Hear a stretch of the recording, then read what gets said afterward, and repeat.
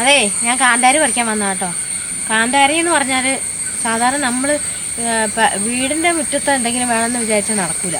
ഇത് എവിടെയെങ്കിലും പറമ്പിലോ തോട്ടത്തിലോ എവിടെയെങ്കിലും ഉണ്ടായാൽ അതേ നിറച്ചും ഉണ്ടാവും.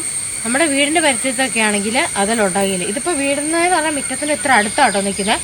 അതുകൊണ്ടാണ് വന്ന് ഇതായാലും അധികം കായുന്നില്ല. ഞാൻ ഇതായത് കാന്താരി പറിക്കാമെന്ന് വിചാരിച്ചാൽ നമ്മൾ ചില കറികളും ചില പുഴുക്ക അങ്ങനത്തെ ഒക്കെ ഉണ്ടാക്കുമ്പോഴേ ചിലത് ഇടുമ്പം കാന്താരിയാണല്ലോ ടേസ്റ്റ്.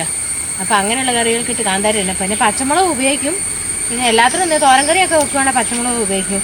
പിന്നെ ചില കറികൾ നമ്മൾ കാന്താരി ഇട്ടാലേ നമുക്കതിന് ടേസ്റ്റ് കൂടുതൽ കിട്ടുള്ളൂ എന്ന് വിചാരിച്ചിട്ടാണ് ഇത് പറിക്കാൻ വന്നിട്ടത്. പറിക്കാൻ വന്നപ്പം എന്തായാലും അധികം ഇല്ല. എനിക്ക് തോന്നുന്നത് കുറച്ച് കിളി കൊത്തുന്നുണ്ടോ എന്ന് സംശയമുണ്ട്. പിന്നെ കഴിഞ്ഞ ദിവസം ഞാൻ 5-6 പറിച്ചായിരുന്നു കേട്ടോ.